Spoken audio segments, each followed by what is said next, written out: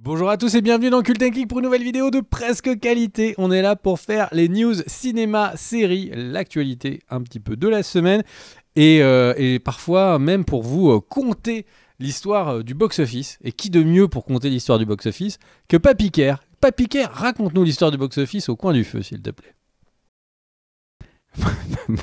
Bonjour à tous, bonjour mon cher Greg.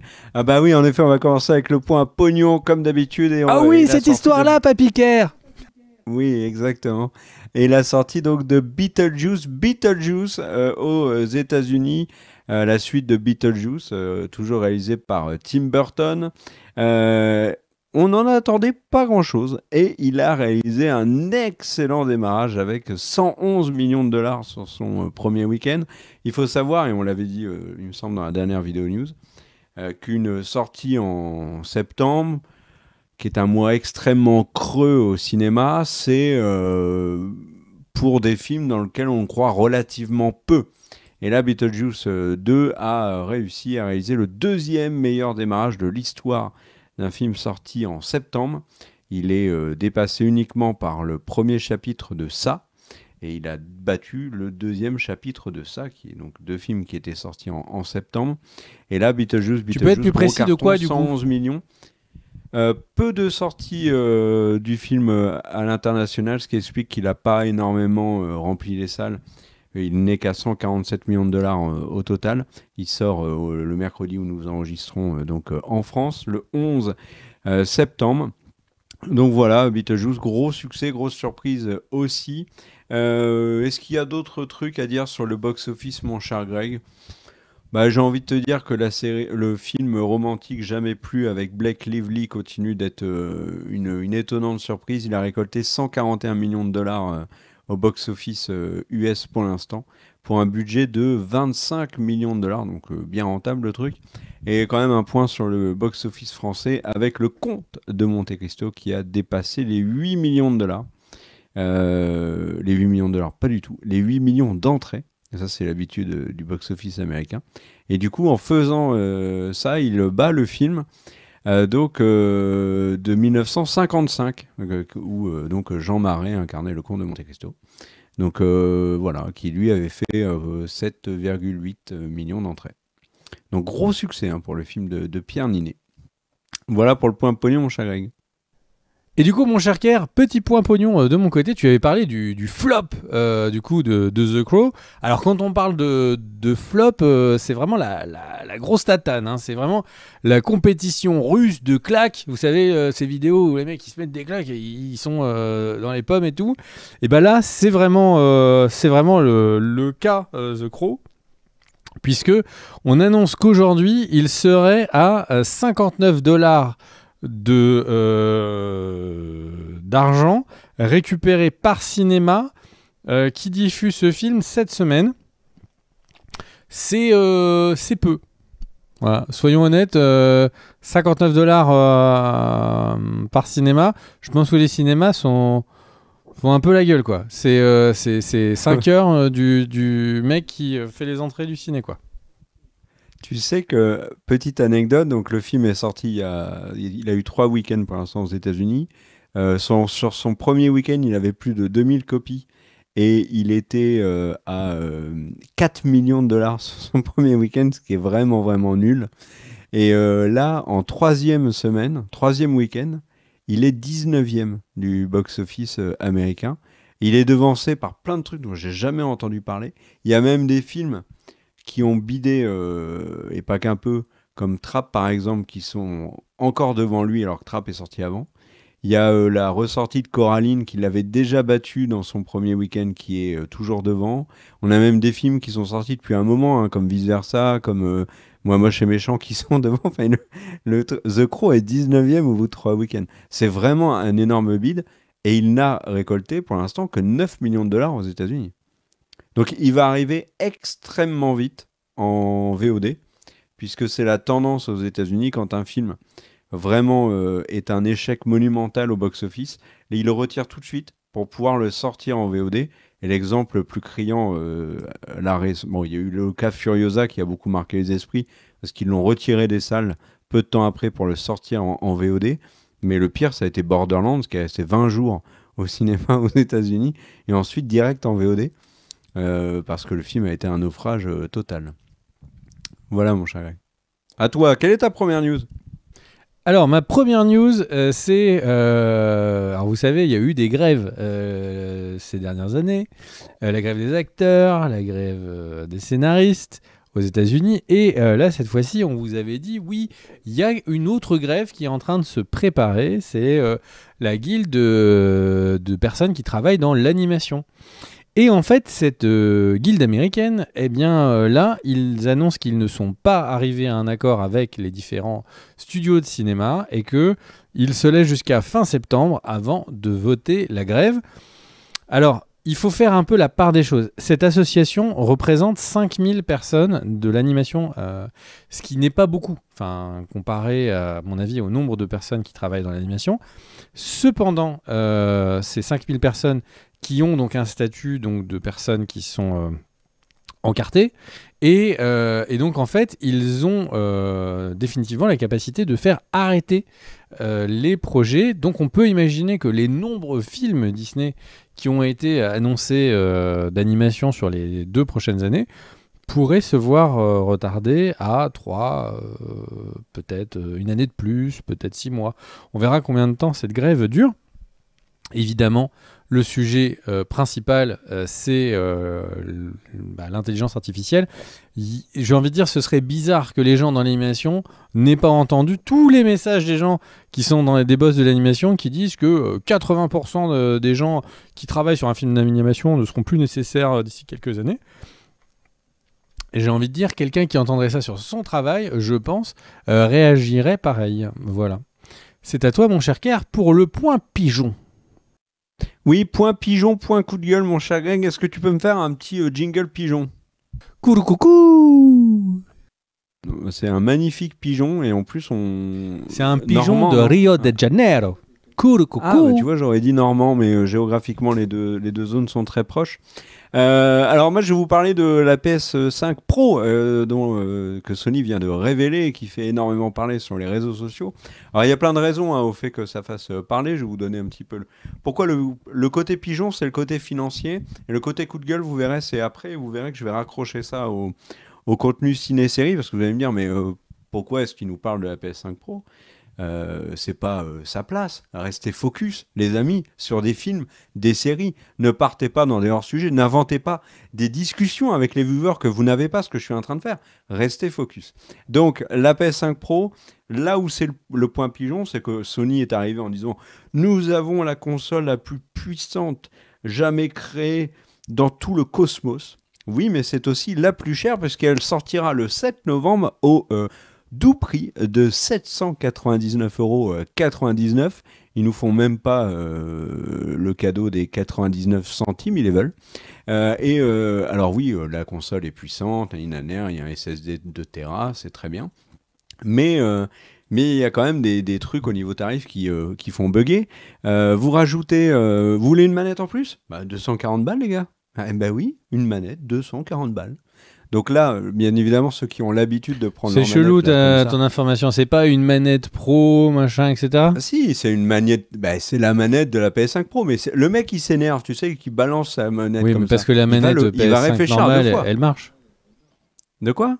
Mais la manette si PS5 normale, elle marche. La PS5 Pro, elle est à 240 €. Mais à côté du prix, le truc qui, moi, me gêne énormément, mon cher Greg, c'est qu'ils ont annoncé que dans cette console, il n'y aurait pas de lecteur de disque. Alors, il y a un petit astérix. Si vous en voulez un, il faut le racheter, en fait, à côté, au prix de 120 €. Bon, c'est encore, merci Sony.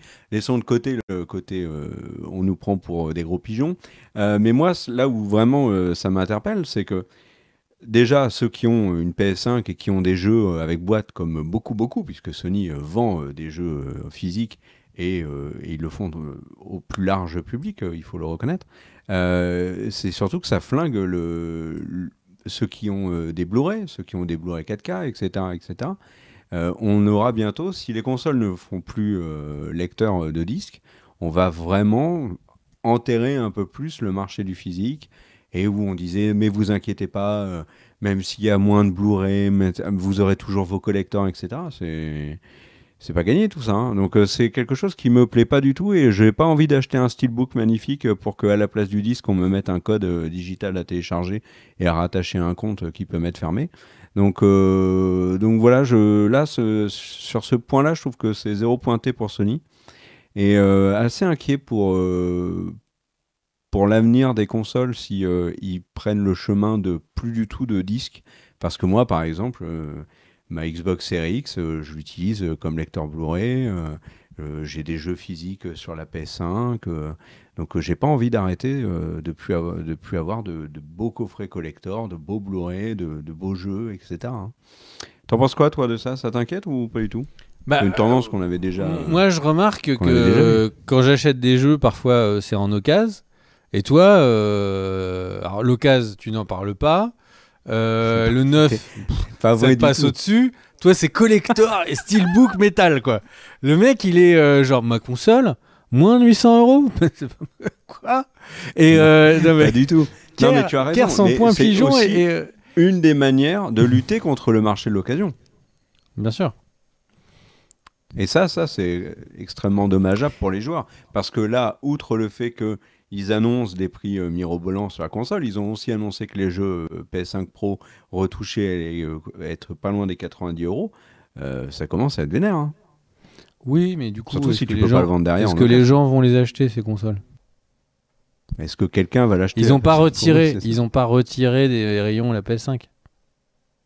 Non, j'ai pas dit ça. J'ai dit si c'est donc en fait, on parle aux esthètes. Par exemple, comme ça. On parle aux gens qui sont plutôt steelbook, tu vois. Nous les autres, on va rester avec notre PS5 normal. Et puis globalement, je pense que c'est juste. Je ne vais même pas. Je pense que c'est une grosse phase de transition. Là, on est en train d'arriver sur un petit peu ce truc de pas la fin des consoles, mais bon, quasiment de plus en plus de trucs sont en train de passer dans le cloud. Le jeu PC s'est jamais aussi bien porté. Les jeux Sony sont portés. Enfin, j'ai joué à Miles Morales, Spider-Man 2, Spider-Man extension Miles Morales 1,5 sur Steam, quoi. Enfin, c'était inimaginable au temps de la PS4. Et ben voilà. Ah oui, mais non, mais ça, on est d'accord que. Alors après. Donc acheter des PC la PS5 qui ont des lecteurs Blu-ray, je sais même pas si ça existe. Ça, c'est le seul truc. Non, je sais pas. Le seul truc que je retiens de ta news, c'est le Blu-ray. C'est vrai que si tu me retires le lecteur, je sais pas où je lis où je peux lire mes Blu-ray. Ouais. Bon là, j'ai c'est le truc vraiment des vieux, tu sais, qui achetaient juste leur lecteur Blu-ray tout seul. Ouais. Je dois quand même saluer la qualité du jeu qui vient de sortir sur PS5 qui s'appelle Astrobot.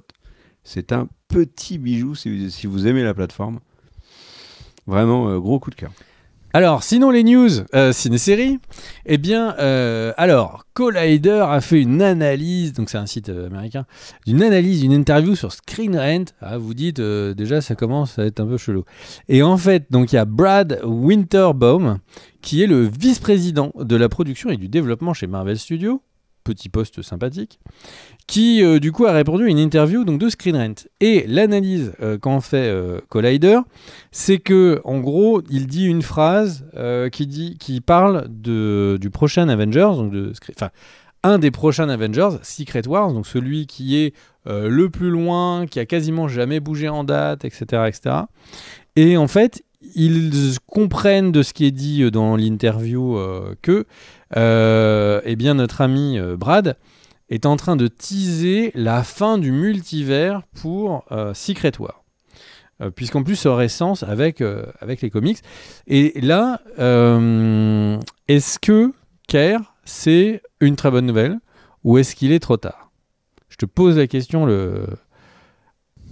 en tant qu'homme fan de Steelbook, est-ce qu'il est trop tard ou pas? Non. Moi, je pense qu'on a à peine effleuré la surface du multivers. Je pense qu'il y avait vraiment moyen. Non, je rigole, j'en peux plus du multivers. En plus le multivers, ça a permis de te vendre des versions alternatives des Steelbook. Oui, mais on avait fait une vidéo sur la chaîne, le multivers a-t-il tué le MCU? Franchement, moi, j'en peux plus du multivers. S'ils m'en refont dans un film, ça sera sans moi, quoi. Donc, qu'ils arrêtent. Très bien. Et en gros, une des phrases sur lesquelles il se base, c'est qu'il dit que Secret Wars est définitivement prévu comme étant le point culminant de la saga, donc l'équivalent de Endgame, où tout ce qu'on peut voir actuellement eh bien, trouve sa résolution dans Secret Wars. Bon, en soi, en vrai, Tu sais que... franchement, je pense qu'on est tous d'accord que c'est OK, quoi. Enfin, il n'y a plus le multiverse, c'est pas grave. On vit avec. Oui, oui, on vivra très bien avec. Il y a aussi une des rumeurs sur Doomsday, donc, et le Avenger juste avant, qui commence à fleurir et qui dit que le MCU pourrait l'utiliser pour introduire les X-Men dans le cadre d'un Avengers contre X-Men. Donc les X-Men arriveraient de manière hostile et puis ensuite ça finira bien, tout le monde se fera des câlins et les X-Men seront dans le MCU. À voir. Très bien. Et bien sur cette news câlin coquin, c'est à toi. Et ben moi je vais vous parler de Spider-Man 4, on va rester dans l'univers Marvel et aussi Sony, ce qui permet de faire une liaison entre Manus PS5, Ta-News, Secret Wars et donc Spider-Man, puisqu'on sait qui va réaliser le film, puisqu'il y a un nouveau réalisateur pour ce Spider-Man 4, c'est Destin Daniel Cretton.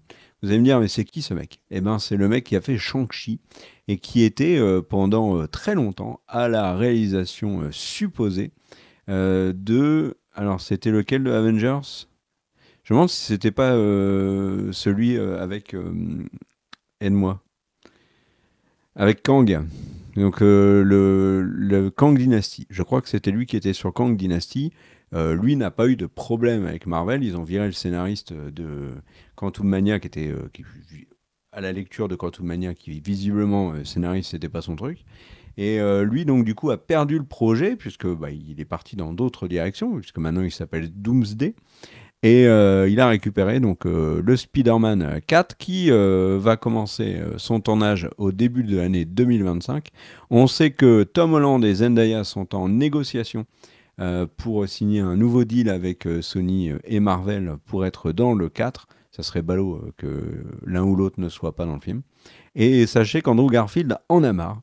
Andrew Garfield a déclaré qu'il en avait marre des rumeurs sur sa présence dans Spider-Man 4. C'est vrai qu'il y en a beaucoup. Et il a dit c'est complètement faux. Il y en a qui feraient tout pour faire du buzz. C'est pour ça que sur la vignette, vous avez, on a mis Andrew Garfield avec il sera dans Spider-Man 4. Non, c'est pas vrai du tout. Mais le truc qui m'a fait marrer, mon cher Rex, c'est rappelle-toi des propos d'Andrew Garfield au moment avant la sortie du Spider-Man précédent, No Way Home, puisque il avait répété en long, en large et en travers que c'était des balivernes, sa présence dans le film. Et au final, il était présent dans le film. Donc quand Andrew Garfield parle de Spider-Man aujourd'hui, eh ben j'écoute pas trop. Voilà mon cher Greg pour Spider-Man. T'as un truc à rajouter là, le projet t'emballe. Tu sais que Destin Cretton, mon cher Greg, il est sur 3 projets actuellement. Il va réaliser Spider-Man 4, donc ça je l'ai dit, Shang-Chi 2, et il est aussi sur l'adaptation en film de Naruto. Il a un beau planning là. Ok, bah écoute, moi je suis curieux de l'adaptation de Naruto, de tout ce que tu veux dire. Ok. Alors du coup, j'en profite. Ah oui, non, j'ai oublié un truc. C'est les mêmes scénaristes que les 3 premiers Spider-Man qui sont de retour. Fais travailler ta mémoire le soir. Eh oui. Du coup, juste, je le dis pour les clients de Cultura, puisqu'on parle d'acheter des Blu-ray et tout ça, bien attention, les comptes Cultura, en tout cas 1,5 million de comptes ont été piratés, et du coup les gens ont récupéré les adresses, numéros de téléphone, identifiants, clients, le nom et prénom. Voilà, donc si vous avez un compte Cultura, n'hésitez pas à changer les endroits où votre mail avait le même mot de passe. Par sécurité. J'enquille tout de suite avec une petite news.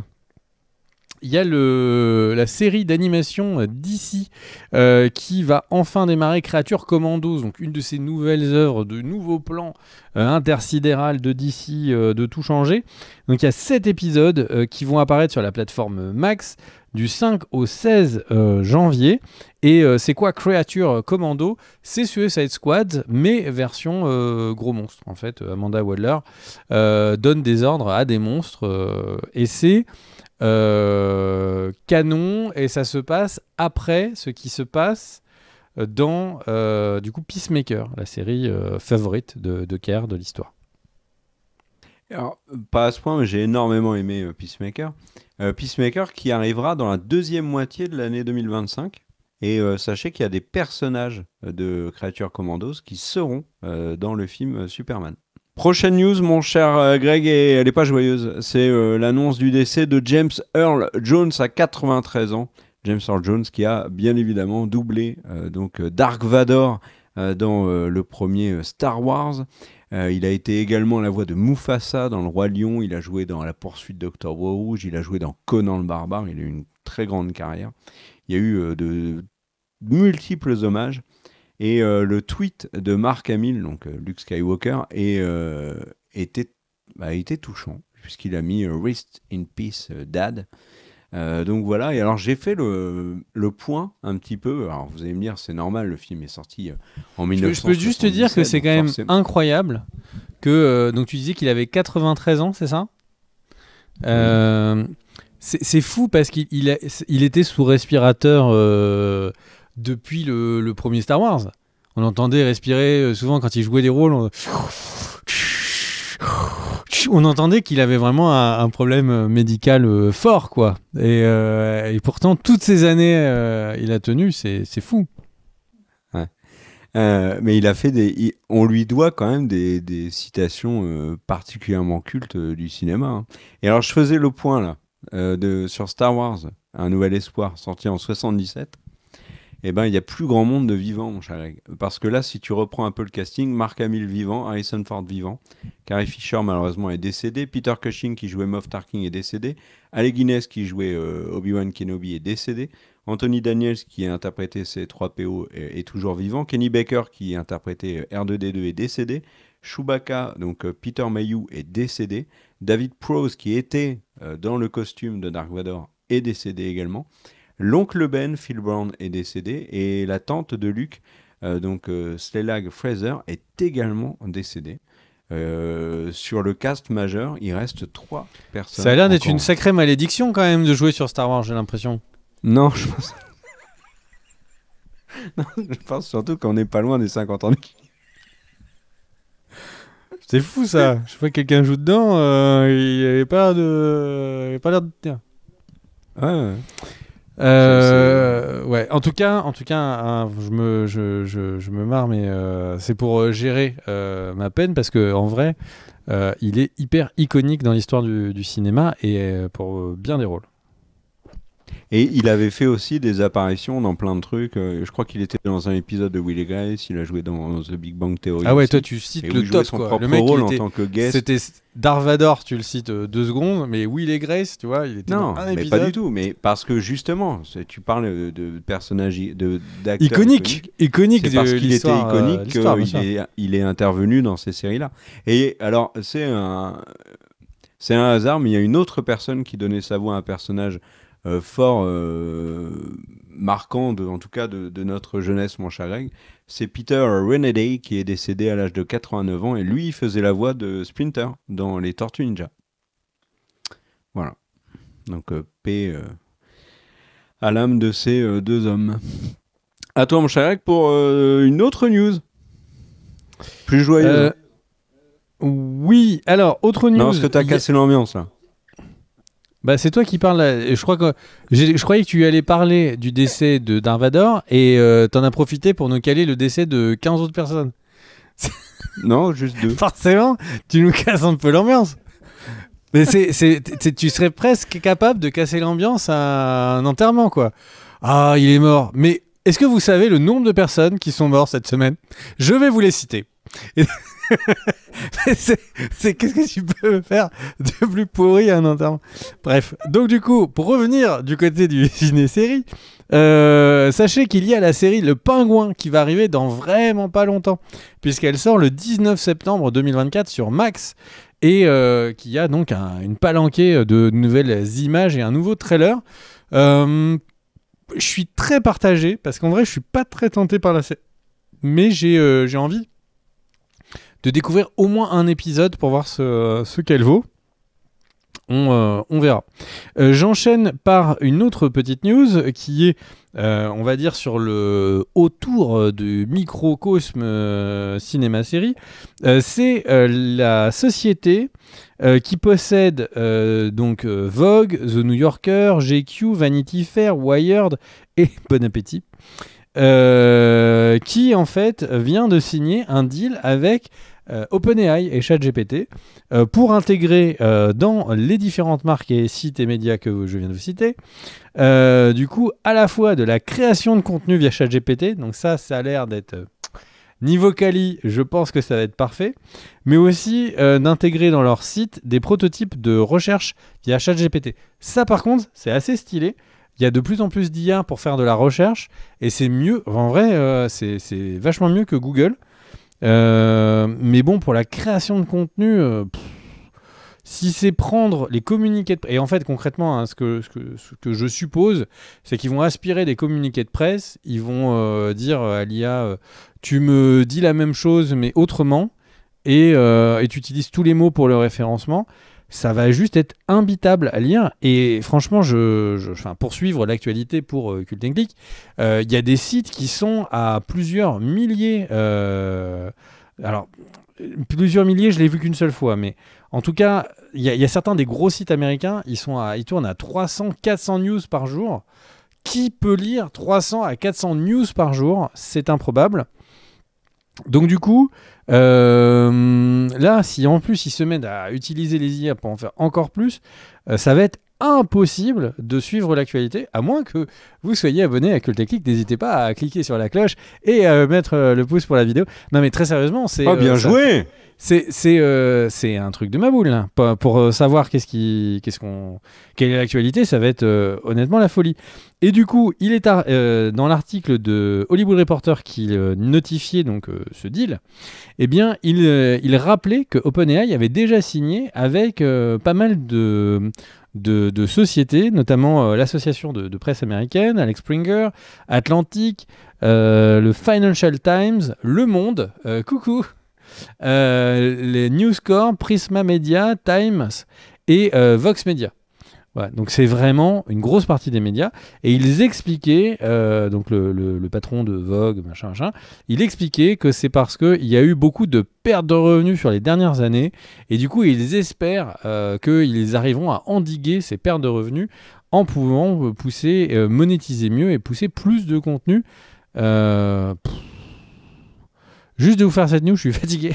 J'ai l'impression que ça va être... ça va être la folie, quoi. Juste de prendre son information, ça risque d'être une vraie aventure.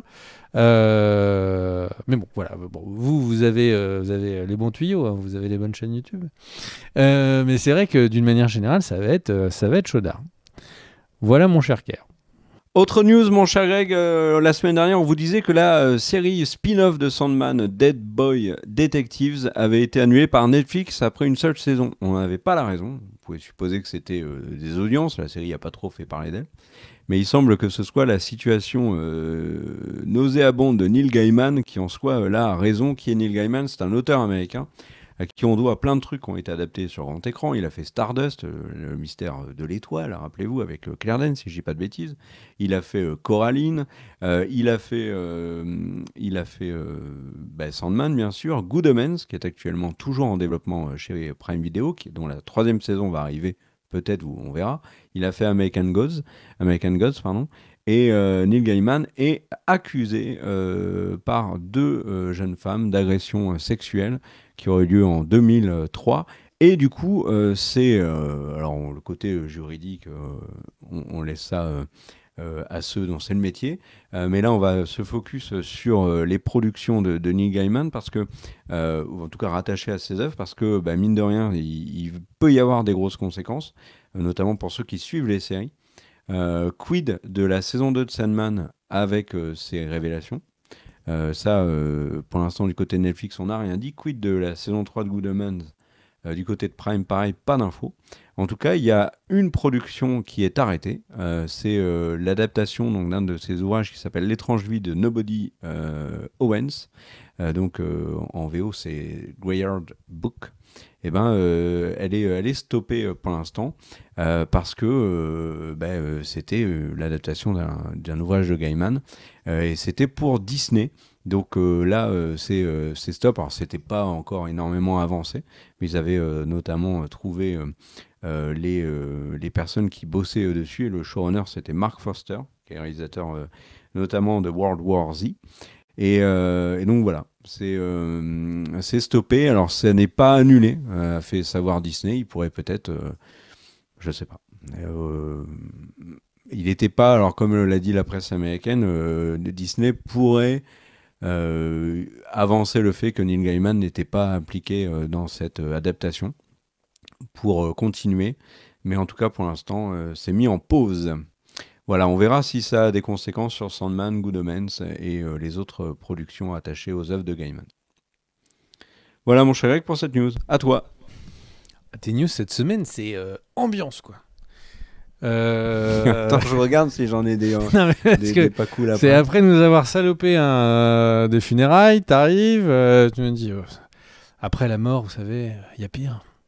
Et donc du coup, moi je vais essayer de rester... Alors, après la mort, il y a pire. Et donc, ça me donne une transition parfaite pour TikTok.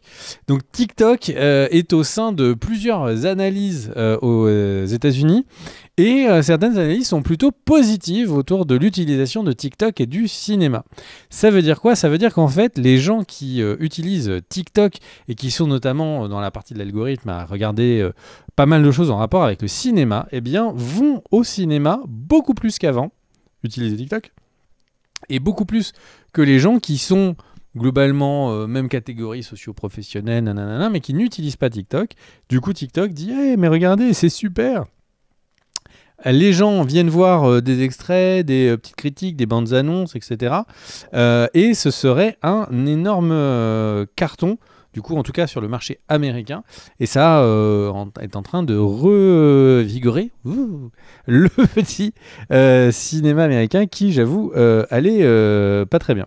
Et du coup, deux news dans une news, on va parler de Fall Guy. Fall Guy qui a été annoncé comme étant le contenu film le plus regardé sur Peacock depuis Oppenheimer, donc un très gros carton. Et cette sortie très réussie sur la plateforme de streaming a réouvert le débat qui s'était un petit peu... qui avait un peu disparu ces derniers mois sur l'ouverture d'une catégorie cascade ou cascadeur aux Oscars. Ça avait été discuté un petit peu, ils y réfléchissaient depuis avant l'été et puis plus rien. Et là, je pense que le succès de Fall Guys va, en fait, avec ce petit double punch, peut-être pousser un petit peu le truc et je trouverais ça hyper chouette. Assez régulièrement, quand on entend qu'il y a un décès sur un film, c'est souvent le cascadeur. Moi, je trouverais ça super chouette qu'il soit récompensé, vraiment, et sur le grand truc, hein, pas juste les Oscars techniques qui sont filés après, quoi.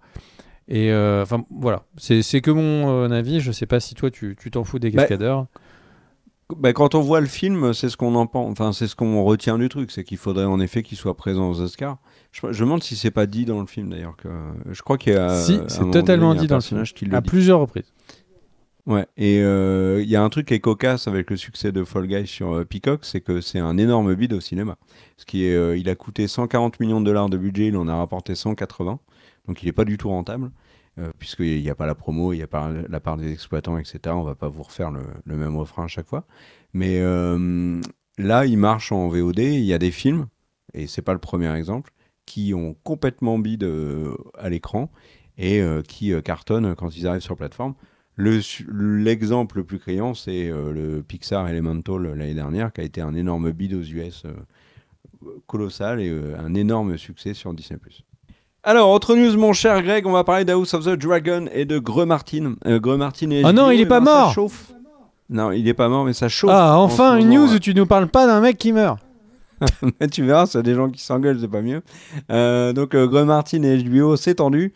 Greux Martin avait dit qu'il allait donner son avis sur un blog, sur son blog, sur la saison 2 d'House of the Dragon.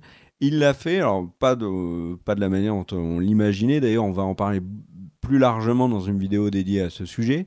Il a quand même critiqué un petit peu des aspects de la saison 2, surtout un aspect de la saison 2. Et là où, à mon avis, Greg Martin ne s'attendait pas du tout à ça, c'est qu'il s'est mangé une réponse officielle de HBO. Et une réponse officielle aussi, à côté de ça, du showrunner de la série. 2 points, ouvrez les guillemets, finis tes bouquins. Donc voilà, on développera ça davantage dans une autre vidéo, mais sachez que c'est un peu chaud et assez étonnant aussi. Voilà, et de la part de HBO et de la part de Martin. Donc voilà, j'enchaîne avec d'autres news, mon cher Greg. Il y a l'adaptation d'un livre de John Grisham en série qui s'appelle The Rainmaker. Et ben ils ont signé comme actrice Robin Cara. Et Robin Cara, c'est qui? Et ben c'était celle qui suivait le podcasteur dans la série Bodkin. Donc c'était pas la journaliste, c'était plutôt, on va dire, la stagiaire journaliste. Excellente actrice, vraie révélation de la série Bodkin, qui était vraiment très cool, hein, ce début d'année sur Netflix. Enfin, au printemps, je crois, sur Netflix. Vraiment, série très cool. C'est la dernière bonne série que j'ai vue sur Netflix, accessoirement. Et Robin Cara mérite donc d'avoir une belle carrière. Donc ça va commencer par, j'espère, cette bonne série.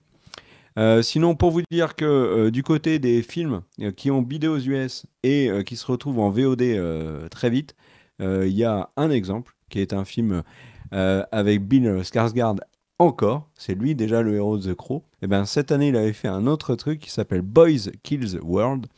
Et ben il va arriver directement sur Amazon. Et au moment où vous regardez cette vidéo, vous l'avez normalement sur Amazon. Film donc un actionneur avec Bill Skarsgård qui se venge. Film bien bourrin, bien bourrin. Et puisque je parle d'actionneur, c'est le moment de vous parler d'un film indien qui s'appelle Kill.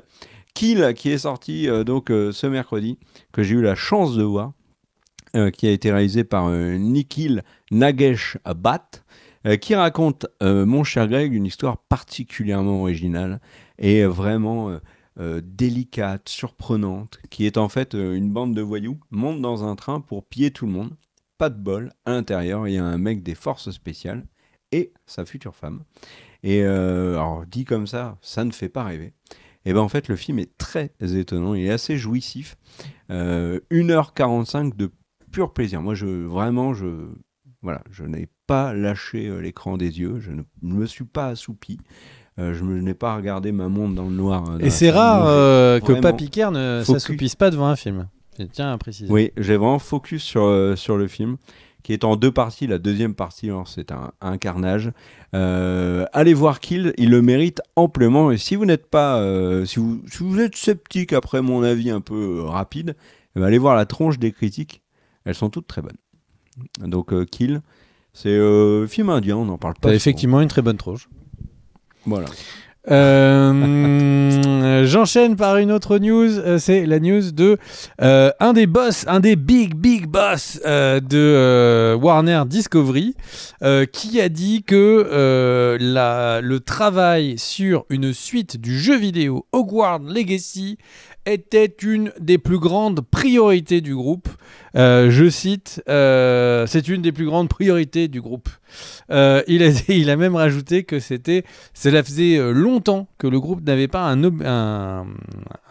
priorité aussi forte sur sortir un contenu que sur Poudlard Legacy. Et en fait, pourquoi je vous en parle, c'est parce que on l'avait dit, en Warner Discovery, ça va pas bien financièrement. Et il y a un trimestre l'année dernière qui était dans le vert uniquement grâce au succès de Hogwarts Legacy. Je l'ai dit beaucoup de fois là déjà en quelques instants. Et en fait, ça nous impacte dans le ciné et série de deux manières. Le premier, c'est que bon, pour les fans des jeux, vous allez sans doute en avoir un d'ici 1 ou 2 années. Mais il y a la série Harry Potter qui est en préparation. Et si le jeu est une des plus grosses priorités de tout le groupe, alors je pense que la série, ça doit être quelque chose de fou. Cette série, il y a l'air d'avoir une pression monumentale sur ses épaules, parce que bon, il y a déjà une pression du public, de nous. On est les spectateurs des films qui, pour beaucoup, en tout cas c'est mon cas, avons beaucoup aimé les films. Et ils sont pas si vieux que ça, et d'avoir une redite de pas mal de choses, ça peut peut-être faire un peu peur, un recast des acteurs, etc., etc. Mais alors, si le côté boursier, si les boss, si la bourse commence à s'inquiéter des contenus Harry Potter, de la rapidité avec laquelle ils sortent, etc., et de leur succès, ça va mettre une pression, je pense, qui va être très très très dur à tenir sur cette petite série. Ah, et un truc auquel j'ai pensé sur la série Harry Potter, c'est que contrairement à ce que font beaucoup de séries actuellement, c'est-à-dire prendre 2 ans pour faire chaque saison, ça serait hyper cohérent pour la Warner, déjà en termes de fame et d'abonnés, etc., et cohérent vis-à-vis aussi de l'œuvre, qu'on ait une saison par année. Et je pense que c'est quasiment, c'est pas que c'est impossible, mais c'est quasiment impossible. Et ça l'était pas avant. Pourquoi oui, mais l'ambition de Colombo par rapport à House of the Dragon, on est d'accord qu'il y a une différence entre cette série à succès. Il y a eu des séries majeures qui sortaient chaque année. Oui, Lost. Il y avait de l'ambition dans Lost, de production dans 24. Et l'ambition de et l'ambition de production et l'ambition de post-production est sans commune mesure avec les séries dont on est en train de parler aujourd'hui.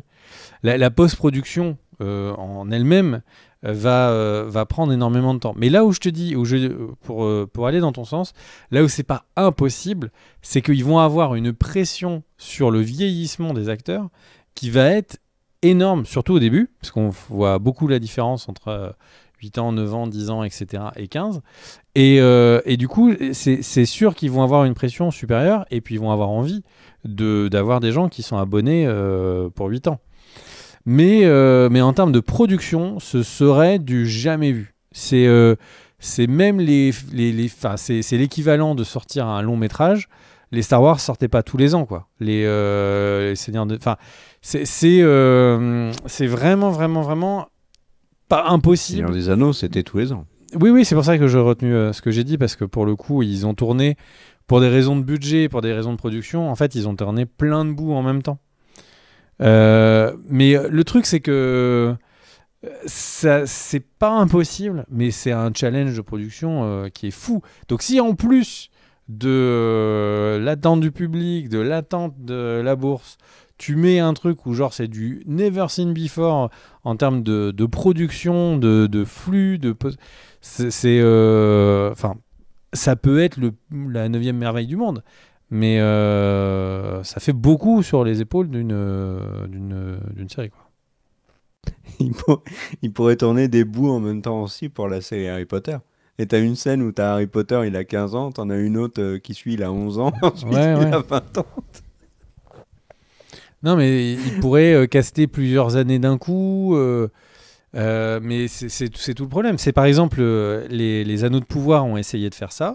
Ils ont créé, on se souvient qu'ils avaient dit qu'ils avaient dépensé presque un tiers du budget parce qu'ils avaient directement créé les costumes pour plusieurs saisons, qu'ils avaient créé des décors, enfin qu'ils avaient avancé sur les décors, sur toute la partie créative et tout, pour les prochaines années aussi. Bah, au final, ils galèrent comme tout le monde à sortir des séries tous les 2 ans. Ouais.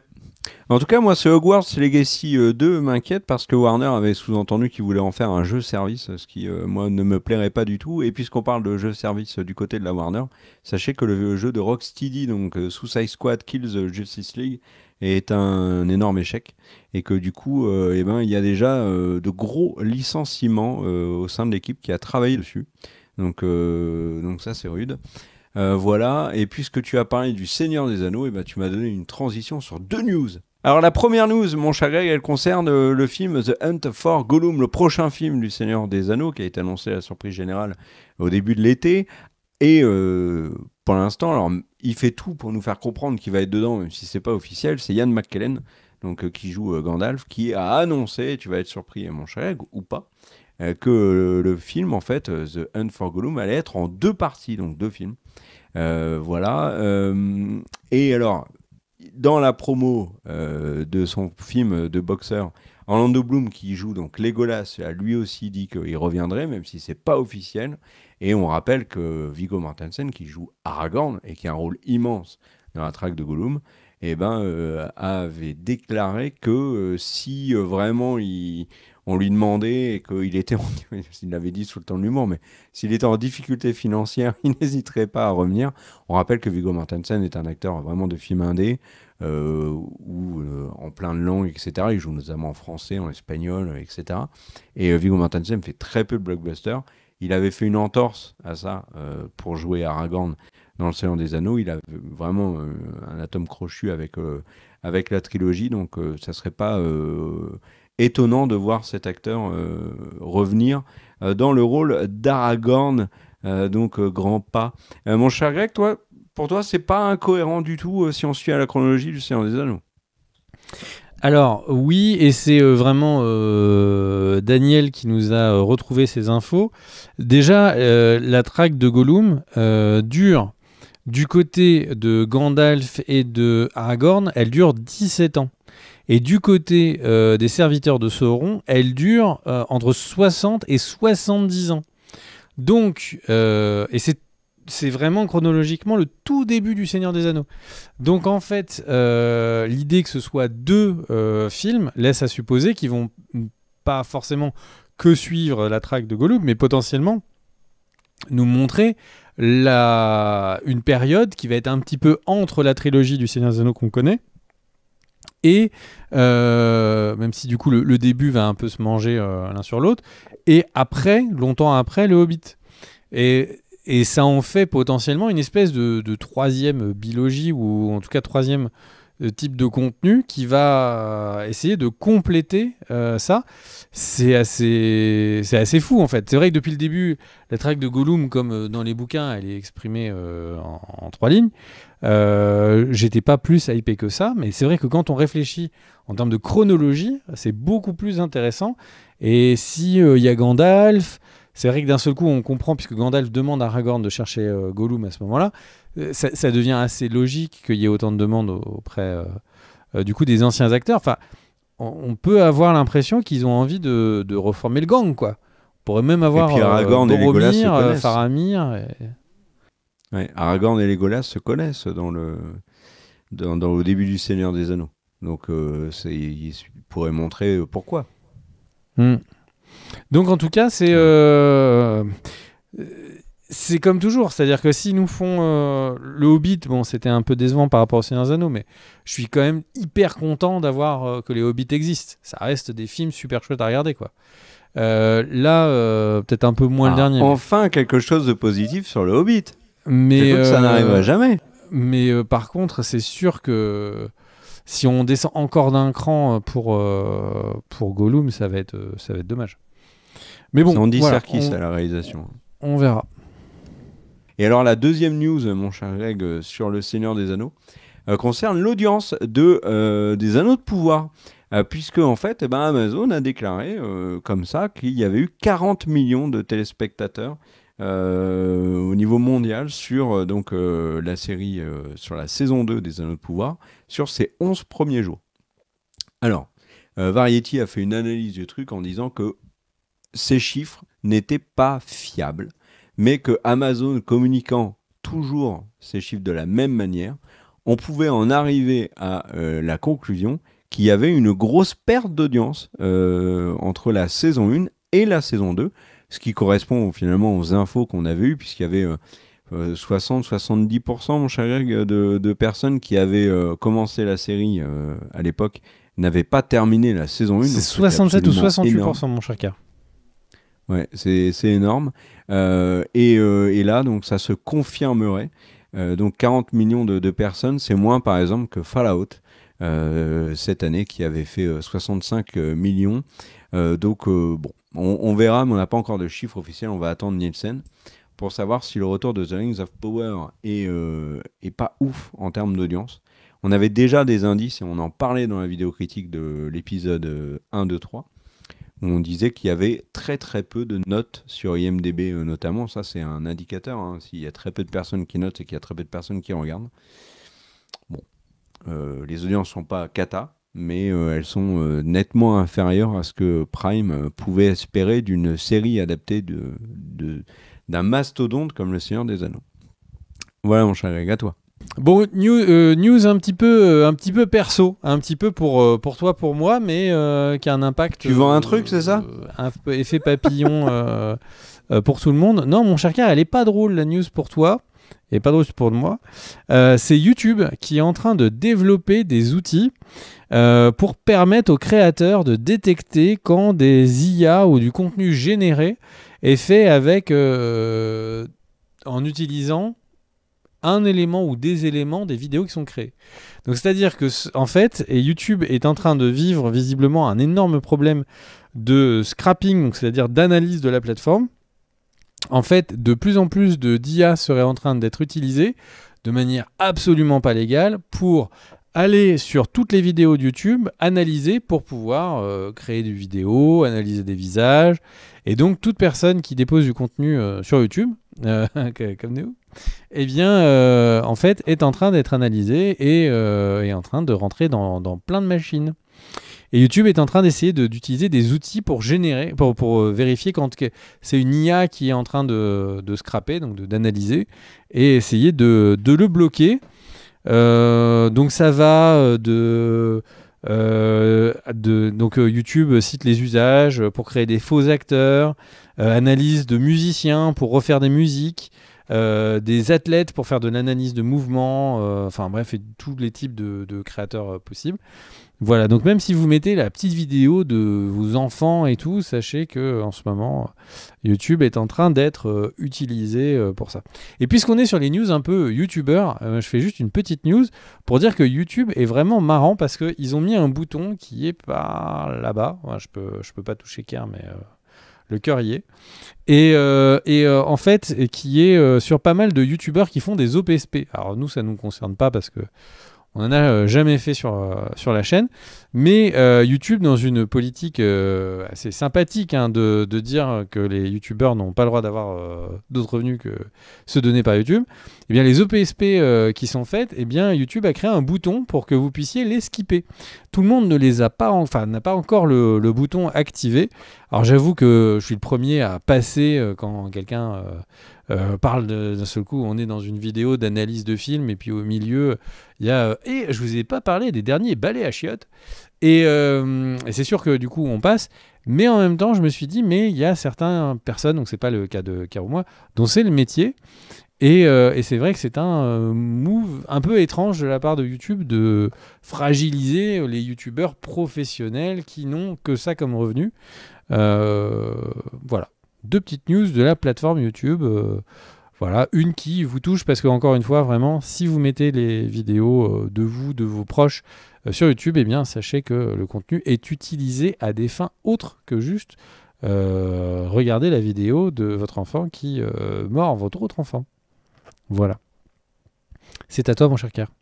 Eh ben moi les amis, je vais vous parler des Emmy Awards qui vont avoir lieu à la fin du mois, mais qui sont en 2 parties. En fait, ils font avant les Emmy Awards qu'on appelle secondaires. Et il y a déjà 99 prix secondaires qui ont été donnés, donc c'est énorme. Il reste en fait les très grosses catégories des Emmy Awards, qui est, je le rappelle, la cérémonie majeure pour les séries télé et la télévision aux États-Unis. Et en fait, Shogun, qui est la grande favorite des Emmy Awards, la série qui est de FX et qui est sur Disney+ en France, Shogun a battu un record, a déjà battu un record, avant même la cérémonie majeure, celui donc de la série qui a récupéré le plus d'Emmy pour une seule et unique saison. Elle a récupéré 14 Emmy Awards dits secondaires, donc c'est énorme. Donc Shogun va continuer sa belle lancée sans aucun doute à la fin du mois.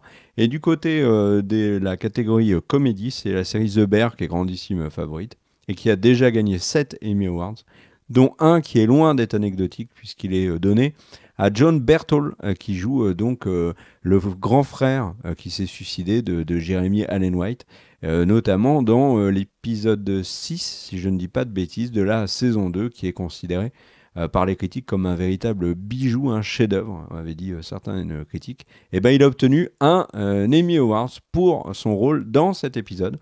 Donc voilà pour les Emmy Awards, mon cher Greg. Et je vais te parler d'un truc maintenant, et tu vas tiquer, parce que ça parle un petit peu de ton sujet préféré. En tout cas, d'un sujet que tu abordes très souvent, qui est l'intelligence artificielle. Puisqu'en fait, il y a peu de temps, un trailer donc du dernier film de Francis Ford Coppola, Megalopolis, est sorti en ligne. Et dans ce trailer apparaissaient des critiques de presse qui évoquaient le film, qui étaient des critiques dithyrambiques auxquelles étaient associés des médias. Et en fait, panique à bord. Donc, il retire ce trailer et il s'excuse. La raison est celle-ci. En fait, les critiques qui apparaissaient dans cette bande-annonce étaient fausses.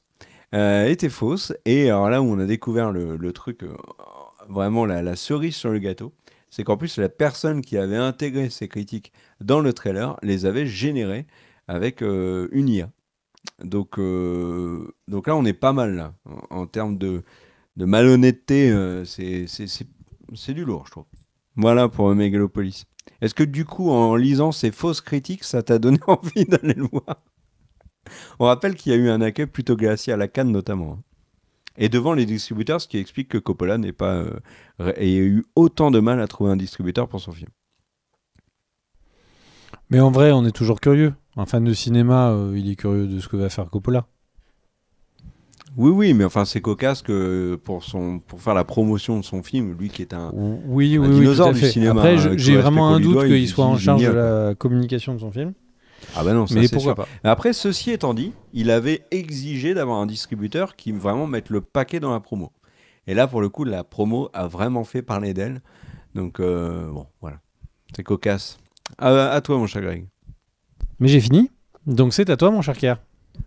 Eh ben, je regarde si j'en ai encore une.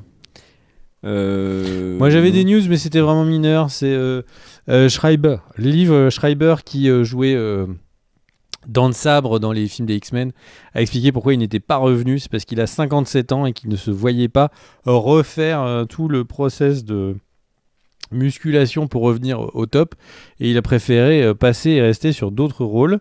Et il y a, puisque tu parlais d'IA, je le mentionne comme ça, c'est la première fois qu'un traité international a été signé autour de l'utilisation des IA. Voilà.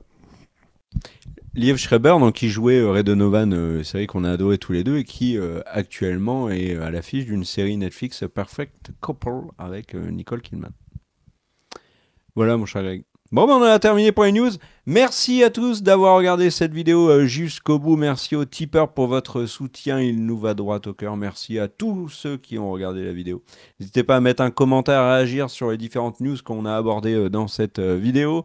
N'hésitez pas à vous abonner, à appuyer sur la petite cloche en haut donc pour recevoir les petites notifications. N'hésitez pas aussi à bien vous alimenter. C'est important, à bien dormir. Voilà, et on se retrouve très vite pour de nouvelles vidéos. Ciao.